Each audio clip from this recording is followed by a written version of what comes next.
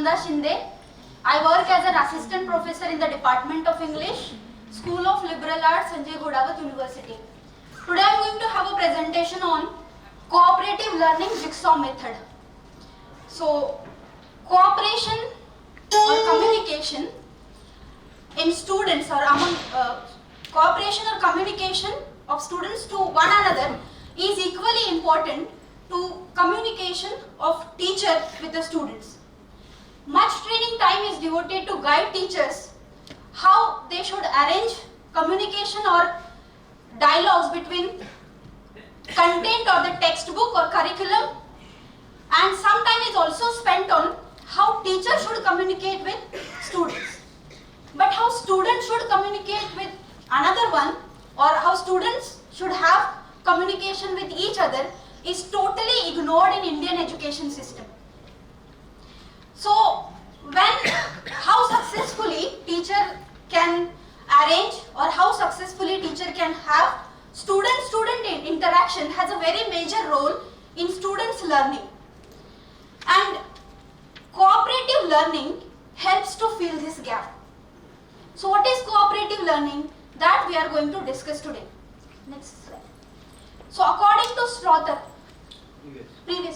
according to Strother has defined cooperative learning as a form of instructional method which requires students to work collaboratively in small heterogeneous groups by helping each other to learn a given task. So cooperative learning is an instructional method which is developed to boost the academic achievement of the students. In cooperative learning through face-to-face interactions and communication with other students about the topic of study, students' achievement increases and their attitude toward learning improves. And that's why cooperative learning means implementation of cooperative learning is very, very essential nowadays. See, there are main components of cooperative learning: positive interdependence, face-to-face interactions, individual accountability, interpersonal and small group skills, and group processing. These are the main components of cooperative learning. Segregating students into groups and asking them to work together is not sufficient for cooperative learning. So what is important? It is important that teachers should encourage students to depend on each other positively and consider each other as a learning resource instead of just depending on a teacher solely. So teacher can also encourage them by ensuring that everybody has got role to play and all the materials are segregated or are distributed among students. The next element is face-to-face interaction. So teacher in face-to-face interaction should provide them environment so that those teams, those jigsaw groups will meet together and they have a discussion, they have a dialogue about the solutions, they can solve the problems and they can come to a consensus opinion. So it is again a responsibility of the teacher to provide structured environment to those groups, those jigsaw groups. The next is individual accountability. Individual accountability means what? Each and every individual should feel that they are the part of the group activity. And teacher should encourage everybody because the success of entire group is depend on each and everybody's performance. Next is interpersonal and small group skills. See, for effectiveness of cooperative learning, soft skills and interpersonal skills are really very essential. So, just understanding soft skills is not sufficient. Students must know the ways of exhibiting those. So, which are the soft skills essential for group work and teamwork? Actively listening to each other, sharing resources with each other, then taking decisions democratically. Even everybody in a group should encourage each other to perform better, and everybody is responsible for his or her behavior. May it be positive behavior, may it be negative behavior in a group. Last component is group processing. Group processing means each and every individual should retrospect or should be self-reflective. Means what? After the performance, he or she should evaluate his performance, her performance, as well as the group's performance. Means positive as well as negative aspect of the group performance. Next slide. Now I am going to talk about what is exactly Jigsaw technique. Jigsaw is a cooperative learning technique which is invented by social psychologist Elliot Aronson. Jigsaw was first used in 1971 in Austin, Texas. Mostly it is used in English as a second language classes, ESL classes. It is actually 4-skill integrated technique. All 4 skills, listening, speaking, reading and writing. And according to me, I have added one more skill, that is thinking skill. All 4 skills get practiced in this Jigsaw method if you implement this method in classroom. Next slide. Now what is the role of a teacher or what is the role of a student in this technique if you want to implement it? See, if you just imagine a traditional class or teacher dominated lecture style, teacher is the only person who explains things and suggests.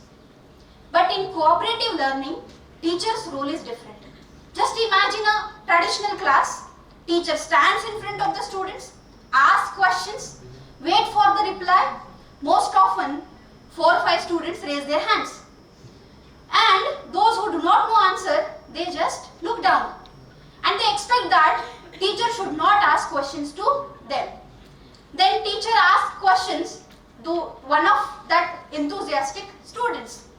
And if the students give right answer, correct answer, teacher becomes happy, nods his or her head and goes to the next questions.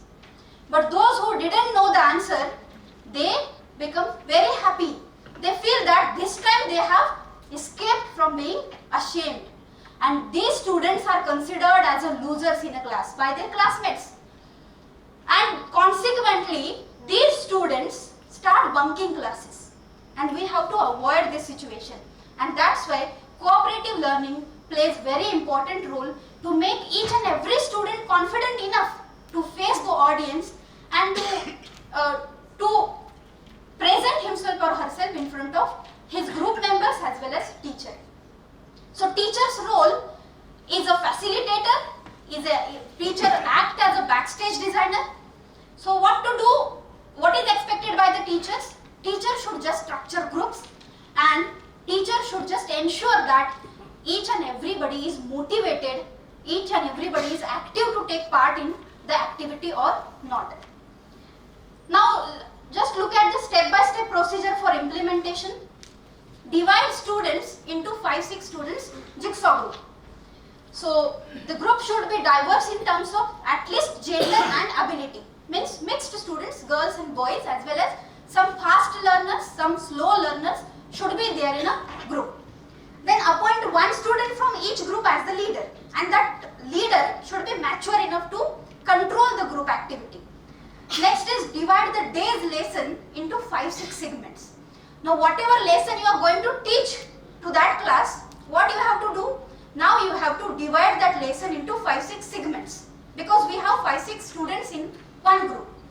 Assign those students that one segment particularly and make sure that students have direct access only to their segment and not to the segment of other students.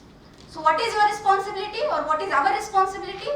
That we are going to divide day's lesson into 5-6 segments and we are going to distribute that day's lesson among those 5-6 students, giving access to that student only of that segment that that person or student is going to learn.